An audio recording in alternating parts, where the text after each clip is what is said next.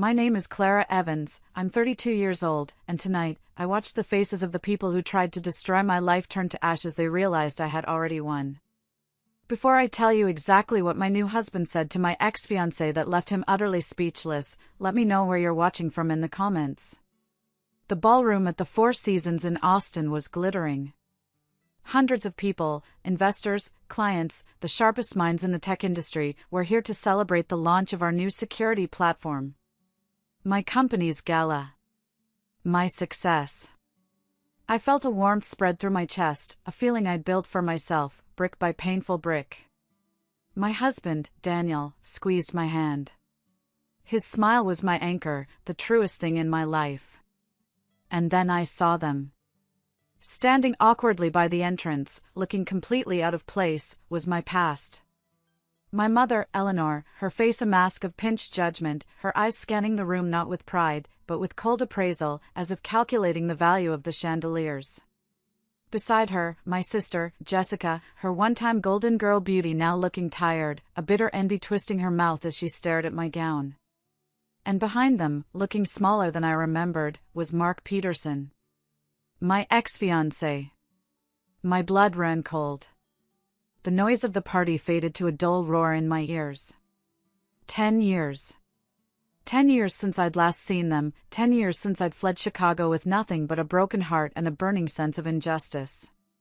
Mark took a hesitant step forward, his eyes locked on me. "Clara," he managed to say, his voice thin. Before I could respond, Daniel moved smoothly to my side, his hand resting on the small of my back. He didn't look at them with anger. He looked at them with a calm, unnerving clarity, as if he could see every rotten secret they held. He simply smiled, a polite but impenetrable wall. "Good evening," he said, his voice steady. "I'm Daniel Kim. You must be the family from Chicago Clara's told me so much about." The way he said it, so polite, yet so loaded, made Mark flinch. My mother's smile tightened until it was a bloodless line. Their jaws dropped. They were looking at my husband, at my life, and finally understanding what they had thrown away. What I had become without them.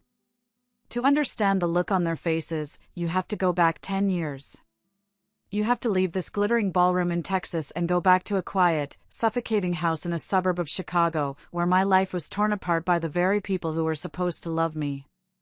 Our family home always felt like a stage, and Jessica was always the star. She was 3 years older, blonde, and effortlessly charming. Every scraped knee she got was a family emergency. Every C+ on her report card was spun into a tale of a brilliant girl simply bored by the curriculum. I was the opposite. The quiet one. The nerd. While Jessica was at cheerleading practice, I was in the basement, teaching myself to code. My bedroom walls weren't covered in posters of movie stars, they were covered in academic awards. By 17, I had already won a state-level coding competition that came with a significant scholarship to the University of Illinois. I remember bringing the acceptance letter to the dinner table, my hands shaking with excitement. It was my ticket out. My future. My father, Robert, gave me a small, proud smile before his eyes flickered nervously toward my mother. Eleanor didn't even look up from her plate. "That's nice, dear," she said, the words dripping with dismissal. She turned to my sister. "Jessica, tell your father about the promotion you got at the boutique." Jessica, who had just been made assistant manager after working there for 2 months, launched into a dramatic retelling. I just sat there, the thick, official paper in my hand suddenly feeling like nothing. My scholarship, my achievement, it was invisible. A few weeks later, I got the email. I was a finalist for a prestigious summer internship at a major tech firm in California. It was a dream come true. A chance to prove myself on a national stage. I ran into the kitchen, my heart pounding. "Mom, you're not going to believe this," I said, holding out my phone to show her the email. She glanced at it, and a strange, tight smile crossed her face. It wasn't a happy smile. It was calculating. "California," she said, her voice deceptively sweet. That's a long way away. What would Mark think about that? I hadn't even had a chance to tell my boyfriend yet. Before I could answer, I saw her pick up my phone from the counter where I'd left it. A flicker of something cold and strategic passed through her eyes. She turned her back to me, her fingers tapping quickly on the screen. "I'm just looking up the company," she said casually, but her posture was rigid. My stomach twisted into a knot. I didn't know why, but I felt a sudden, chilling premonition that something was wrong. Something was terribly wrong. That knot in my stomach was a familiar feeling. It was the same tightness I felt every time I brought home a victory and watched it turn to dust in my mother's hands. Growing up, our house was a shrine to Jessica. Her homecoming queen photo was framed in silver on the mantelpiece. My academic trophies were relegated to a dusty shelf in the basement. I once overheard my mother on the phone with a friend, laughing. "Oh, Clara is the smart one," she'd said, "the way you might talk about a strange but harmless pet. We're just hoping she grows out of it." I didn't grow out of it. I leaned into it. Coding was a language that made sense to me. It had rules. It had logic. It wasn't like the shifting, unspoken laws of my family, where love was a currency you had to earn, and I was always bankrupt. The scholarship to the University of Illinois was more than a full ride, it was an escape route. College was like breathing for the first time. I was surrounded by people who spoke my language. And then I met Mark Peterson. He was in the business school, a year ahead of me, with a confident smile and eyes that saw past my quiet exterior. We met at a university tech fair. He was pitching a startup idea, and I approached him afterward to point out a flaw in his user interface logic. Instead of being defensive, he was captivated. He pulled out a notebook and said, "Tell me more." We talked for 3 hours. That conversation turned into late-night study sessions at the library, which turned into coffee dates, which turned into him becoming the first person who ever made me feel like being the smart one was the best thing a person could be. He loved my ambition. He celebrated my grades. He'd listen for hours as I explained complex algorithms, not because he understood them, but because he loved watching my face light up. For 2 years, my life was a fragile, perfect dream. I had a future I was building, and a man I loved who believed in it. We were going to graduate, get married, and build an empire together. He was going to be the CEO, and I was going to be the genius behind the code. I'd never been happier. The summer before my senior year, that happiness began to crack. The internship email was the start of it. I never heard back from the company in California. After a week of compulsively checking my inbox, I finally accepted that my mother was right. I just wasn't good enough. The rejection hit me hard, and I felt a wave of shame. I didn't even tell Mark I'd been a finalist, I was too embarrassed. But my mother made sure he knew. Poor Clara was so disappointed about that California thing, I heard her tell him over the phone one weekend. Her heart was so set on it. I guess she just wasn't what they were looking for. She made me sound pathetic. Fragile. Mark started to change after that. It was subtle at first. A new edge to his voice when I was working late on a project. "Don't you ever take a break, Clara?" he'd ask. "There's more to life than a computer screen." It was the exact same thing my mother had been telling me my entire life. He started talking more and more about the importance of connections and social networking. He praised Jessica's ability to work a room, comparing it to my tendency to stand in the corner and talk to the one other engineer at a party. My mother fanned the flames. Every phone call, every visit home, she'd lay it on thick. "Mark is going to be a very important man," she'd say to me, with him sitting right there. "He needs a wife who can support him, who can host dinners and charm investors. Jessica just has a natural gift for that." And Jessica, for her part, would just laugh and playfully touch Mark's arm. "Oh, stop it, Mom," she'd say, but she never pulled her hand away. I was so blinded by love, I told myself I was being paranoid. I told myself this was just my mother being my mother. I never imagined it was a coordinated attack. The phone calls became less frequent. Our Friday night dates, once sacred, were now constantly being rescheduled. An investor meeting ran late, Mark would say. A networking event I just can't miss.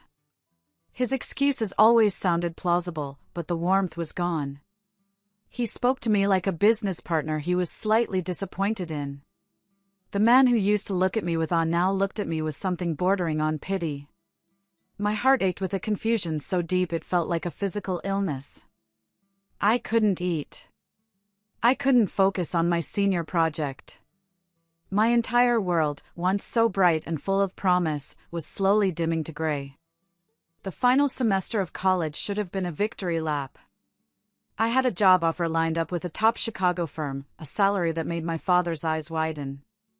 I was on track to graduate with the highest honors. But none of it mattered.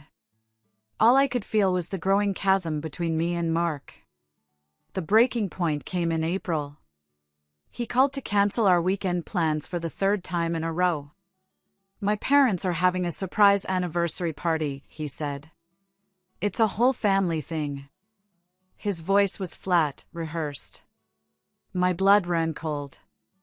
I had known his parents for 2 years. Their anniversary was in September. It was a lie. A clumsy, blatant lie. And in that moment, I knew. I knew he wasn't where he said he was. I knew exactly where he was. Okay, honey, I said, my voice eerily calm. Have a great time. I love you. Love you too, he mumbled, and hung up. I didn't cry. I didn't scream. A terrifying, cold clarity washed over me. I packed an overnight bag, got in my beat-up Honda Civic, and started the 3-hour drive from Champaign to my parents' house in the Chicago suburbs. I didn't know what I was going to do when I got there. I just knew I had to see it for myself. I pulled up to my childhood home just after 10 p.m. The street was quiet. My father's car was in the driveway. My mother's was there, too. And parked right behind it, I saw a familiar blue sedan. Mark's car. I felt a punch to the gut so hard I couldn't breathe. He was here. I used my old key to let myself in, quiet as a ghost. The house was dark, except for a low light coming from the living room. I could hear voices, hushed and intimate. My heart was hammering against my ribs so loudly I was sure they could hear it. I crept down the hallway and peered around the corner. And there they were. The three of them, arranged like a tableau of my deepest fears. Mark was on the couch. Next to him, so close her shoulder was pressed against his, was Jessica. She was wearing a dress I'd never seen before, and her hand was resting on his thigh. My mother was in her favorite armchair, leaning forward, her face animated. You just have to be practical, Mark, my mother was saying, her voice like smooth, sweet poison. Clara is brilliant, but she's cold. She'll never be the supportive wife a man like you needs. She lives in that world of code and algorithms. She doesn't understand people. Jessica has the warmth, the social grace. She can build the life you deserve. I don't know, Mark stammered, but he didn't move away from Jessica. Things with Clara have been difficult. Because she makes them difficult, Jessica chimed in, her voice dripping with fake sympathy as she squeezed his leg. She always chooses computers over people. She'd rather win an award than go to a party. Is that the woman you want by your side when you're closing a deal? Or the mother you want for your children? I must have made a sound, a choked gasp, because suddenly all three of them turned and looked at me. Mark's face went white with shock and guilt. Jessica's hand flew from his leg. My mother's expression was the worst. There was a flash of annoyance, a flicker of anger that she'd been caught. But there was no remorse. Clara, she said, recovering instantly, her voice dangerously calm. What a surprise. I thought you were studying. I ignored her. My eyes were locked on the man I had promised my life to. "How long?" I whispered, my voice a raw, broken thing. "How long has this been going on?" He couldn't look at me. He just stared at the floor. My mother stood up. "Don't be so dramatic, Clara. We were just talking. Mark has been having doubts, and as your mother, it's my duty to help him see the truth." "The truth?" I finally found my voice, and it was filled with a rage I didn't know I possessed. "The truth is you've been poisoning him against me. The truth is you've been pushing my sister on him." "Why? Why would you do this to me?" And then she said the words that would haunt me for the next 10 years. She looked me straight in the eye, her expression cold and practical. "Because Jessica needs a successful husband," she said, without a trace of shame. "You can always take care of yourself with your computer jobs. Her looks are her main asset, and they won't last forever." I did what was best for the family. I just stared at her, the sheer, brutal honesty of her cruelty sucking all the air from my lungs. She hadn't just allowed this to happen. She had engineered it. This was her masterpiece of betrayal. She had traded my happiness for my sister's security. If you're still listening, it would mean the world to me if you could hit the like button and just comment the number 1 down below. That way, I'll know you've given this video a like, and more importantly, I'll know that you're here with me on this journey. Your support is a huge encouragement for me to keep sharing. So please, just comment the number 1, and then let me tell you what happened next. I walked out of that house and I didn't look back. I got in my car and drove, tears blurring the highway lights into long, meaningless streaks. I ended up at a rest stop somewhere in Indiana, the engine ticking as it cooled, and I finally broke. The sobs that ripped through me were violent, guttural things, the sound of a life shattering. The next few weeks were a black hole. I went back to my apartment in Champaign and I just stopped. I stopped going to class. I stopped answering my phone. Mark tried to call, his messages evolving from defensive, "You didn't let me explain," to pathetic, "I miss you." I deleted them all without listening. My father sent a few timid texts, "Hope you're okay." I couldn't even bring myself to respond. I was drowning, and the people who were supposed to be my life raft had been the ones to push my head under the water. My senior project, the culmination of 4 years of work, sat untouched on my computer. The job offer, the impressive salary, the future I had worked so hard for, it all felt like a joke. How could I walk across a graduation stage, pretending everything was fine? So I didn't. 2 months before graduation, I officially withdrew from the university. I packed my life into 12 cardboard boxes, left the key on the counter, and just left. I drove south. I didn't have a plan. I just knew I needed to put as many miles as possible between me and Chicago. I drove until the flat plains of Illinois gave way to the rolling hills of Texas. I stopped in Austin because I ran out of road, and I ran out of fight. The first year was the hardest. I rented a tiny, depressing studio apartment with a window that looked out onto a brick wall. My savings dwindled. Some days, the depression was a physical weight, so heavy I couldn't get out of bed. I survived on cheap coffee and instant noodles. The betrayal replayed in my head on a loop, my mother's cold justification, Jessica's triumphant smirk, Mark's guilty silence. They had taken everything from me. I finally forced myself to get a job. It was an entry-level coding position at a large, soulless tech corporation. The pay was just enough to cover my rent and bills. It was a humiliating step down from the prestigious job I had been offered, but it was a start. It was a reason to get out of bed in the morning. For the first time in my life, I was completely alone. And in that solitude, something began to shift. The crushing weight of my family's expectations was gone. There was no one to please, no one to impress. There was just the work. I poured all my grief, all my rage, all my shattered hopes into my code. I worked late. I took on the projects nobody else wanted. I solved problems that stumped senior engineers. Slowly, painstakingly, I began to build a reputation. Just when I started to feel like I could breathe again, the poison from my past found a way to seep into my new life. One afternoon, my manager, a fair but tough woman named Sarah, called me into her office. She had a strange look on her face. "Clara," she said, folding her hands on her desk. "I got a strange message on LinkedIn today. From a woman named Jessica Peterson. She says she's your sister." My heart stopped. Jessica Peterson. She had married him. "She told me a very concerning story," Sarah continued, her eyes searching mine. "She said you have a history of instability. That you abandoned your family and your fiancé without any explanation. She said she was worried about me putting you on such a critical project." I felt a hot flash crawl up my neck. I couldn't believe it. Even 1,000 miles away, they were still trying to tear me down. They couldn't stand the thought of me succeeding on my own. For a moment, the old, insecure Clara wanted to crumble.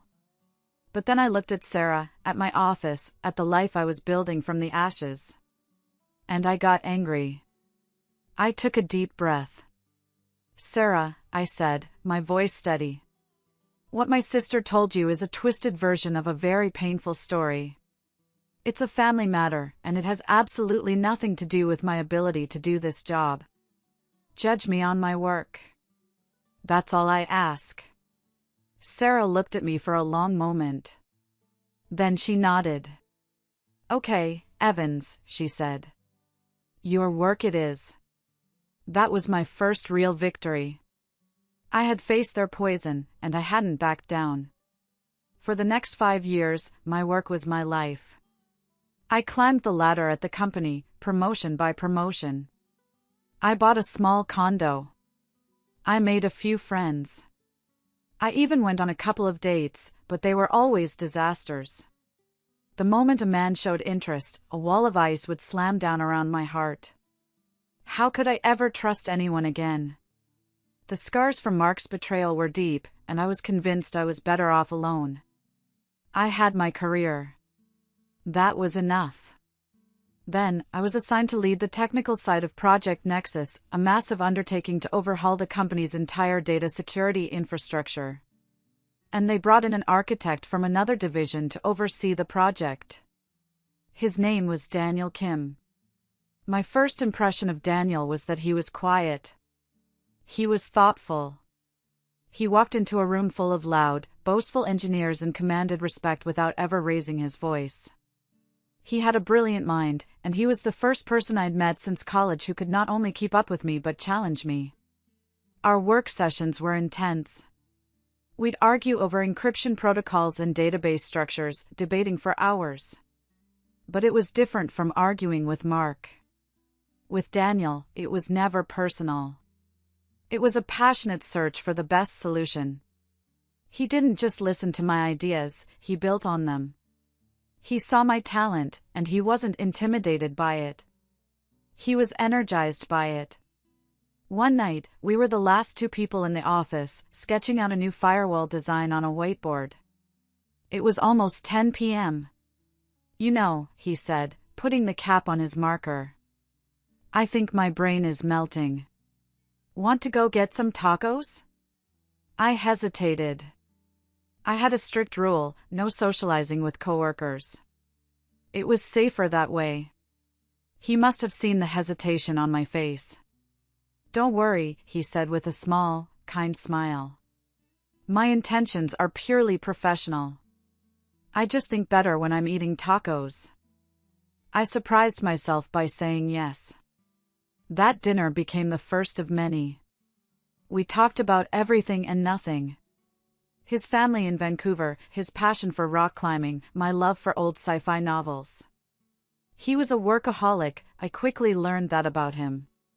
His phone was always buzzing with work emails, and his idea of a relaxing weekend was debugging a complex piece of code.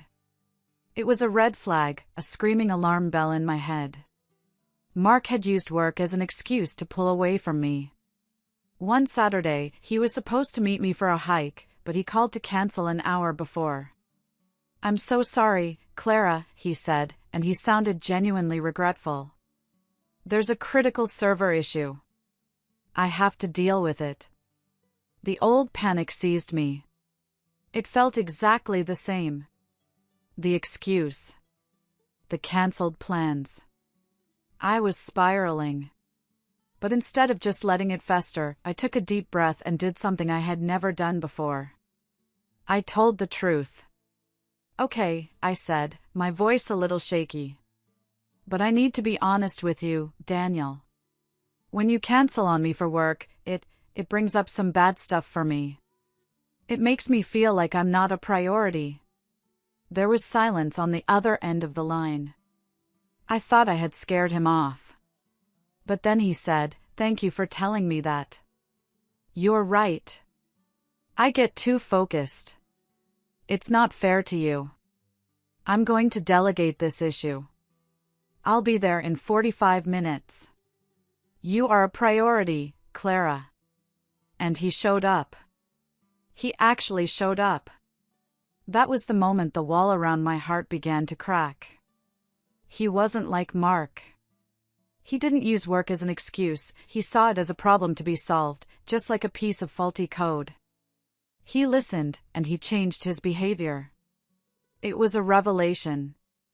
Our relationship grew slowly, cautiously. He never pushed. He let me set the pace. After a year of friendship and tentative dating, he asked me to be his girlfriend. 6 months after that, I finally told him I was falling in love with him. He just smiled that kind, patient smile. "I've been in love with you since the day you called my initial design elegant but inefficient," he said. "I knew right then you were the one." Telling Daniel I loved him was one thing. Telling him why I was so afraid to love him was another. It took me another year, a year of him proving his steadfastness every single day, before I was finally ready. We were on a weekend trip to Big Bend, sitting under a vast, star-filled sky. The desert was silent around us. It felt like we were the only two people in the world. And I told him everything. The whole ugly story. My mother. Jessica. Mark. The sabotaged internship. The lies. The night I walked in on them. The escape to Austin. The rumors at work. The years of loneliness. I spoke for over an hour, the words pouring out of me in a torrent of long-held pain. I fully expected him to look at me differently, to see me as damaged goods. When I finished, I couldn't look at him. I just stared at my hands, my heart pounding, waiting for the judgment. He was quiet for a long time. Then, he gently took my hand. "Clara," he said, his voice thick with emotion. "What they did, that's not a reflection of you. That's a reflection of them. It's their ugliness, not yours." He pulled me into his arms. "What they did defines them," he whispered into my hair. "It does not define you. You are the strongest, most resilient person I have ever met." In that moment, I felt a decade of pain begin to dissolve. His unconditional acceptance was a balm on a wound I thought would never heal.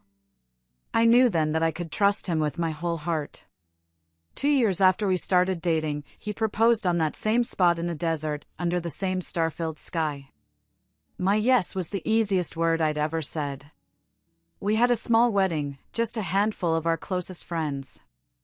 My only family there was the one I had chosen. Life with Daniel was a true partnership. We were equals in every way. One night, over dinner, after complaining about the bureaucratic red tape at our company, he looked at me with a gleam in his eye. "You know," he said, "we could do this better." "Do what better?" I asked. "All of it," he said. "The security protocols. The client interface. The company culture. We could build our own."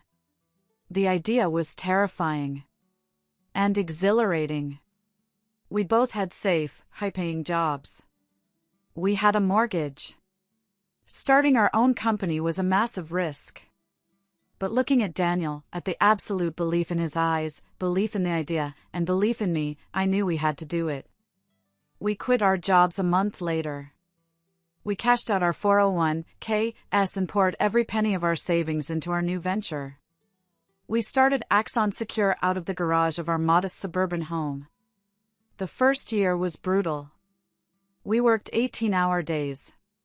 We lived on coffee and pizza. We argued over budgets and server capacity.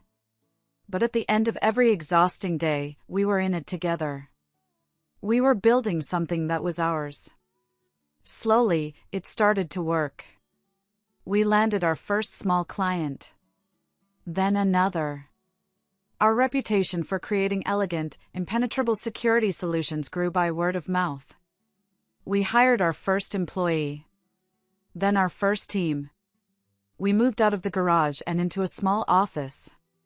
Within 5 years, Axon Secure was a major player in the tech industry. We were winning awards, being featured in magazines. The company that started in our garage was now valued at over $300 million. We had built our empire, brick by brick, just like I had rebuilt my life. The past was a distant, faded scar. Or so I thought. The call came on a Tuesday morning. It was my father. His voice was weak, thin, a pale echo of the man I remembered. The doctors gave me 6 months, Clara, he said, no preamble. Pancreatic cancer. I'd like to see you. The news hit me like a physical blow. And despite everything, my first thought was, I have to go. Daniel and I decided it would be better on my own turf. Let them come to Austin, he said. You control the environment. And so, 10 years after I had fled Chicago in disgrace, my family arrived at my front door. The gala was my idea. I wanted them to see it all, at once. I wanted them to see the life I had built not just in spite of them, but because of them. Their betrayal had been the rocket fuel for my ambition. Now, back in the glittering ballroom, the flashback was over.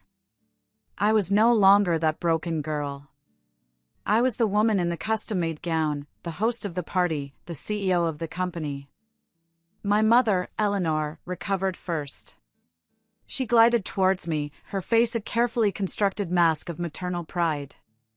Clara, darling, she cooed, loud enough for those nearby to hear. This is all so impressive. Your husband must be very successful to provide all this for you. The jab was so typical. So perfectly Eleanor. She was trying to credit Daniel for my success. Before I could respond, Daniel smiled warmly. Eleanor, it's a pleasure to finally meet you. But you're mistaken. I'm the lucky one. Clara is the co-founder and the chief architect of everything you see here. This is her victory. My mother's smile faltered. We moved to a quieter corner, the 4 of them and the 2 of us. The air was thick with unspoken words. So, Mark began, his voice strained as he looked around the room. This is a long way from champagne. It is, I said simply. Jessica, trying to sound casual, said, we were so shocked when Dad told us you were running a company. We had no idea. Why would you? I replied, my voice cool. You never asked. The conversation was a painful dance of pleasantries until my mother could stand it no longer. Well, she said, turning to Mark with a sickeningly sweet smile. Despite everything, I'm glad to see you've done well for yourself, Mark. Your new position at the firm sounds very promising. She was deliberately trying to build him up, to create a false equivalency. It was then that my father, who had been silent all evening, finally spoke. Eleanor, stop it, he said, his voice quiet but firm. She turned on him. Stop what, Robert? I'm just making conversation. No, he said, shaking his head. You're not. You're still playing the same old games. He looked at me, his eyes filled with a decade of regret. Clara, he said, his voice cracking. There's something you need to know about that internship. The one in California. My mother shot him a look of pure venom. Robert, this is not the time or the place. It's exactly the time and the place, he insisted. He looked at Mark. Your mother, he said to me, told Mark you were planning on leaving him. She told him you'd chosen your career over him. And then, she deleted the acceptance email from your phone. You got the internship, Clara. She just made sure you never knew it. The air went out of the room. I stared at my mother, the full, calculated cruelty of her actions finally hitting me. It wasn't just opportunism. It was sabotage. Mark looked like he was going to be sick. He turned to my mother, his face pale. Is that true? You told me she wasn't good enough. Before Eleanor could deny it, Jessica blurted out, and the rumors at her job in Austin. Mom told me to do that. She found her colleague on Facebook. She told me what to write. I felt Daniel's hand find mine, his grip like steel. I did what I had to do, my mother hissed, her mask of civility finally shattering. She was always going to be fine. Jessica needed the help. She needed a good husband, a stable life. I made a practical decision for this family. You made a decision? My father's voice rose, stronger than I'd ever heard it. You destroyed a part of your daughter's life. You manipulated this young man's future.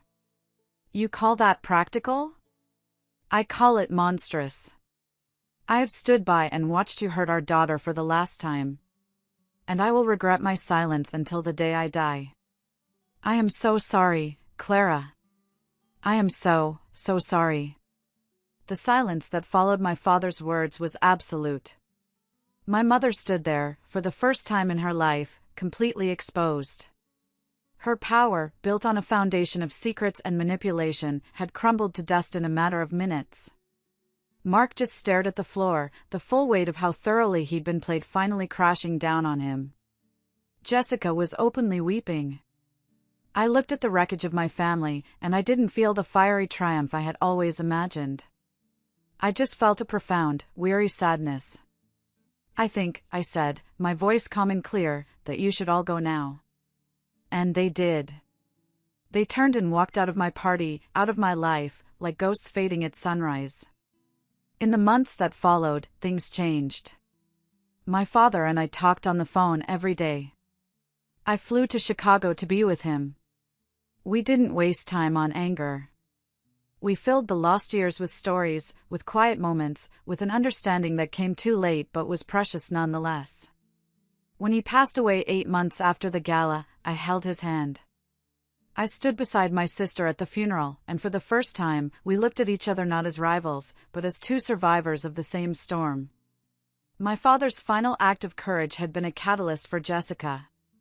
After the funeral, she filed for divorce from Mark. She moved into a small apartment and got a job as a receptionist. It wasn't glamorous, but it was hers. She started going to therapy. Our relationship is still a work in progress, a fragile bridge we are building, one cautious conversation at a time. But for the first time, I have a sister. My mother remains my mother. She has never apologized, and I know she never will. In her mind, she is the victim. But the power dynamic has shifted forever. I no longer need her approval. I engage with her on my terms, with firm boundaries that protect my peace. Our relationship is not warm, but it is, at last, honest. Sometimes, late at night, when the house is quiet and I'm watching my 2 beautiful children sleep, I think about the question of forgiveness. Have I forgiven them? I don't know if I've forgiven my mother. Some betrayals leave a scar that never fully fades. But I have let go of the anger. I have come to understand that the opposite of love isn't hate, it's indifference. And Mark? I feel a quiet pity for him. He let someone else dictate his life, and he lost everything because of it. That is its own kind of prison. The other night, my daughter, Lily, who has my eyes and Daniel's brilliant mind, showed me a simple line of code she had written on her tablet. A wave of emotion washed over me so powerful it took my breath away. I looked at her, then at my son, James, sleeping in Daniel's arms. I looked at this life, this home, this love, all of it built from the ashes of a life that was burned to the ground. I realized then that my mother was right about one thing. I was always going to be fine. In fact, I was going to be better than fine. Her betrayal didn't destroy me. It freed me. It forced me onto a different path, a harder path, but one that led me here. It led me to Daniel. It led me to my children. It led me to myself. The ultimate victory wasn't the money or the company or the look on their faces at the gala. It was this quiet, unshakable peace. The knowledge that I had taken the worst moment of my life and turned it into the foundation for my greatest happiness. And that is a power no one can ever take away from me. Thank you for listening to my story. It wasn't easy to share, but I hope it helps someone out there who might be feeling lost. What's one moment of adversity that ended up making you stronger? I'd love to read about it in the comments below. And if my story resonated with you, please give this video a like and subscribe for more. It truly means the world.